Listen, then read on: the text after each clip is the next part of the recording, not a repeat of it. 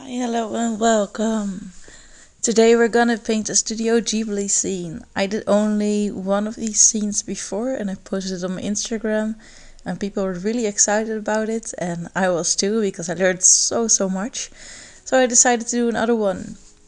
This scene is from My Neighbor Totoro, and yeah, I'm just amazed by these background scenes of the Studio Ghibli movies.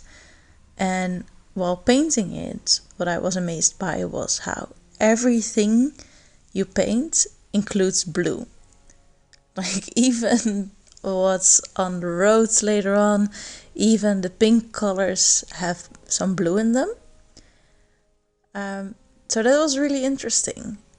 It was also really interesting to me how easy it was to paint. Like, I didn't put that much of an effort in it. Don't take me wrong, it still took me a couple hours to paint.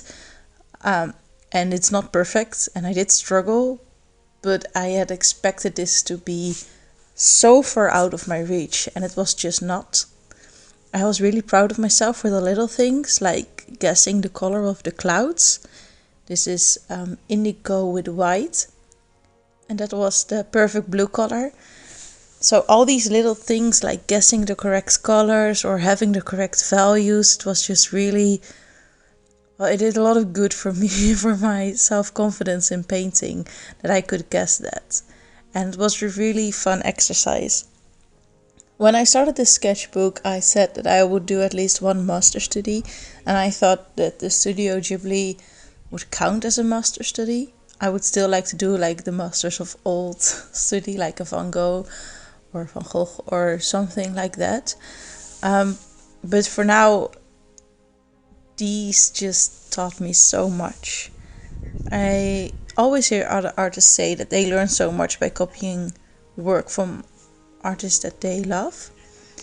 And I always thought, well, yeah, of course you'll learn something, but I never comprehended what skills you would learn and how much it would make you think. After painting this painting, I took a walk outside, and there was beautiful light, and there was all these kinds of shadows, like mosaic sunlight on the ground, and I just couldn't help but think, like, okay, how would I paint this as a Studio Ghibli scene? And this is after painting only two, and now I will admit I become a little bit obsessed with things very quickly and then it dies out. But for now, when the sun shines outside, I can't stop imagining everything as a Studio Ghibli scene and how I would paint that.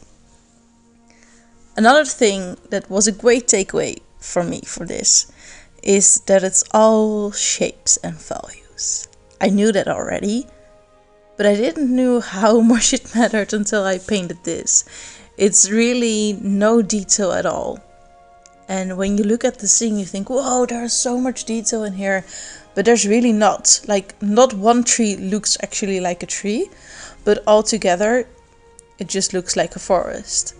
There's no leaves or anything. There's almost no grass painted, even though in the end you see me painting some loose grasses, but it's really at a minimum. It's just weird to me how these weird shapes, even in the background, that when you take a step away from them, they really look like trees. But if you had just those shapes, like, I don't think I would see that as a tree. If you see those blue, yellow things in the background, the light ones, you wouldn't identify it as a tree if it wasn't for everything surrounding it and all the values surrounding it. I also loved how, when you look closely at the scene, that there are just some blobs of color, like what you see here to the left. There is a blob of bluish green color, and in the scene that's just a plain blob, and there's nothing happening there.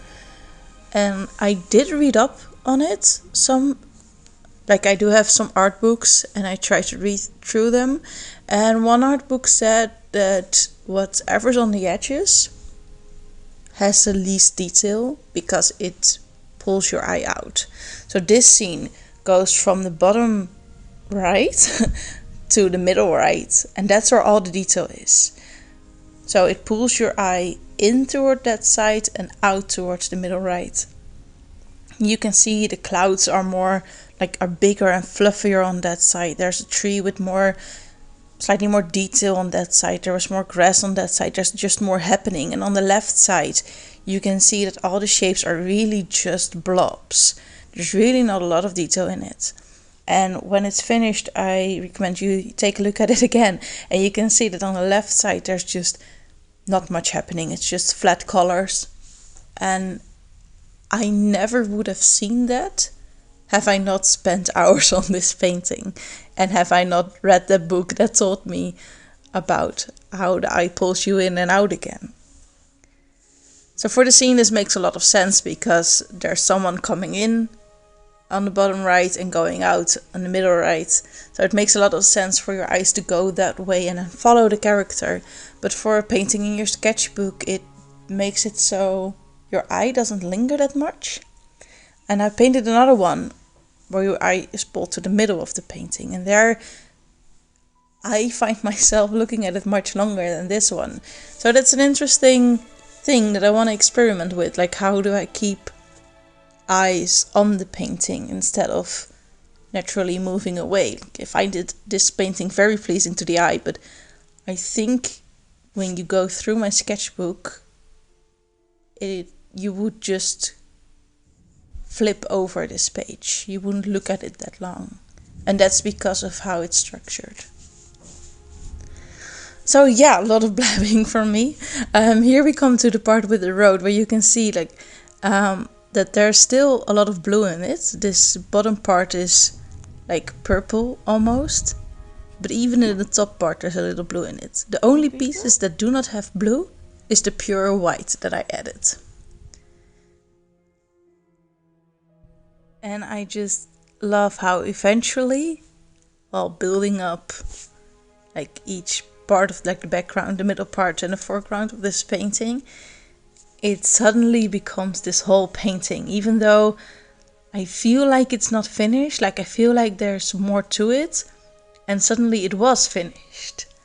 And that was just great to do. So if you ever have some spare time and you want to paint, I highly recommend just creating a painting of an artist you love. Like, of course, do not claim it as your own, but by copying someone's work, you can really learn a lot to put in your own work. I'm thinking of painting more Studio Ghibli scenes. I've been watching all the movies again. I did watch them, but when I was in 5th grade of primary school, I watched Spirited Away because the teacher showed us. And I just remember being terrified of being turned into a pig and nothing more from the movie, and I never watched them again. So recently, well, I watched everything else on Netflix. I thought I would watch these again, so maybe I would look at them differently, and boy, I did. So I think there is much more of these Ghibli scenes coming. Let me know if you would like that, and let me know if you like this. And then all that's left for me to say is thank you so much for watching this again. Please subscribe and like, it really helps. And I hope you have a great day. Goodbye!